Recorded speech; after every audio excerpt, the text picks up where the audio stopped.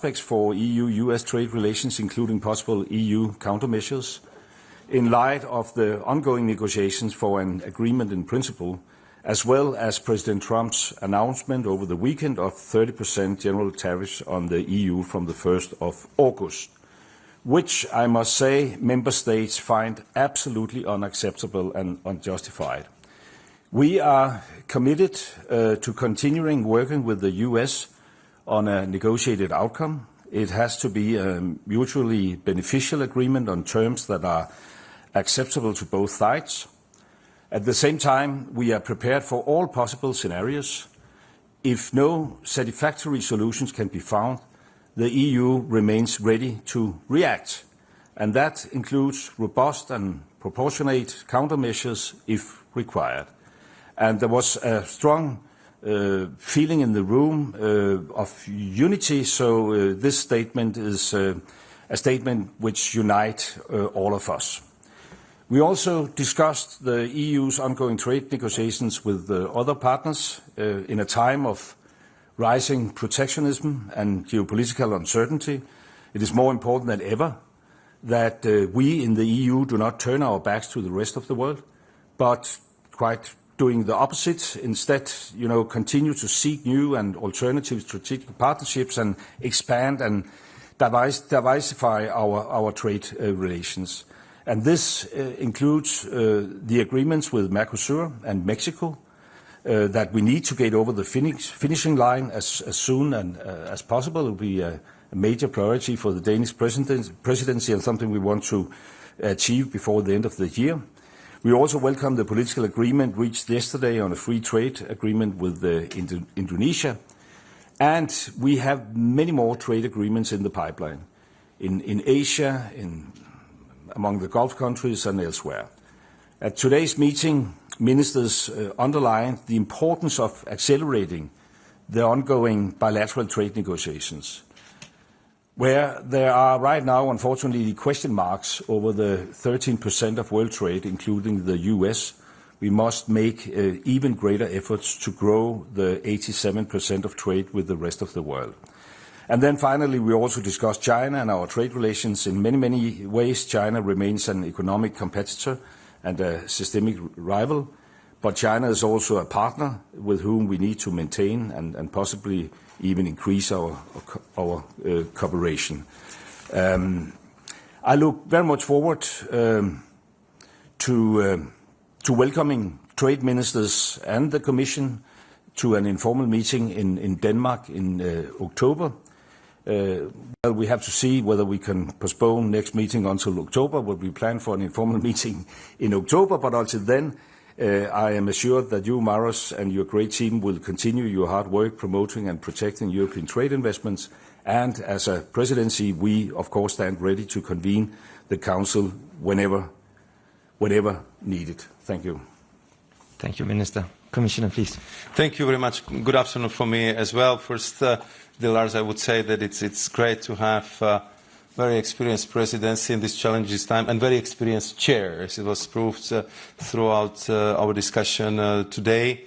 I would echo what the Minister just underlined, that we had extremely valuable discussion on the three topics that are to a great extent interconnected, and it just underlines this increasingly challenging context for international trade. Starting with EU-US relations, I really appreciate the strong and continuous support for the Commission expressed around the table today.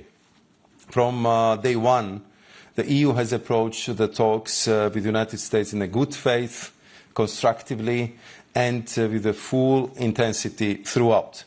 And I discussed with the ministers the next steps for the upcoming weeks, up to the new deadline of August 1st and beyond, and I see the need to focus on four areas. First, negotiations. We remain convinced that our transatlantic relationship deserves a negotiated solution, one that leads to renewed stability and cooperation.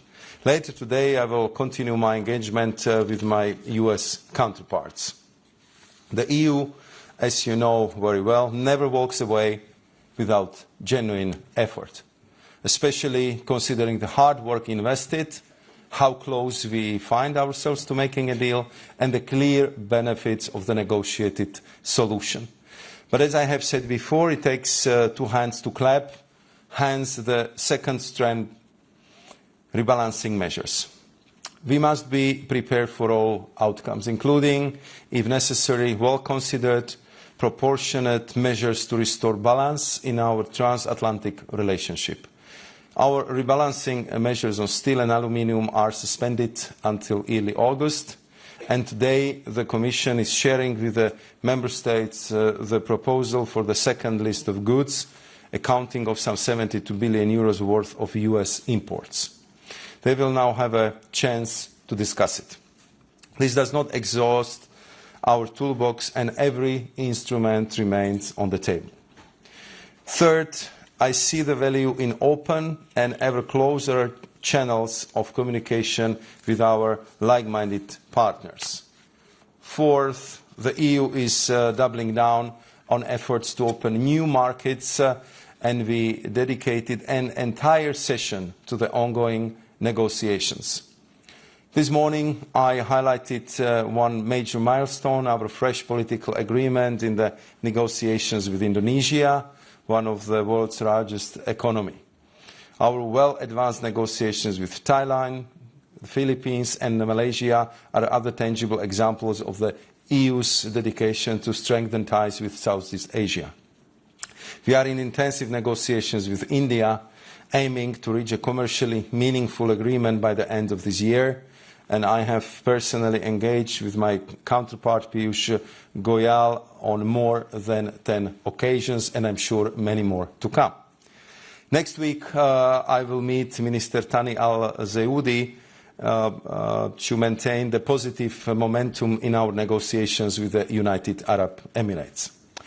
We are also working towards a new form of strengthened dialogue with the CPTPP partners. As you know, this is the group cooperating in Pacific, as we are equally committed to opening new markets and fostering rules-based trade. Our goal is to launch it as soon as possible.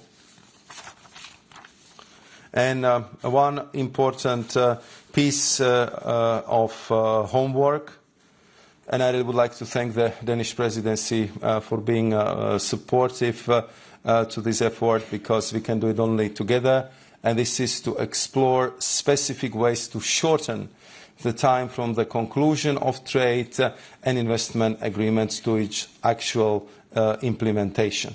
I would like us to approach this issue in a systemic way, as the process lasts on average 22 months for EU-only agreements, and I see it as a loss of precious market access for our companies with the markets with whom we actually politically concluded the trade agreements, but it takes us a very long time to actually implement them. Turning to EU-China relations, the third topic of today's discussions, to advance our trade and investment relationship, we need to rebalance it by ensuring a level playing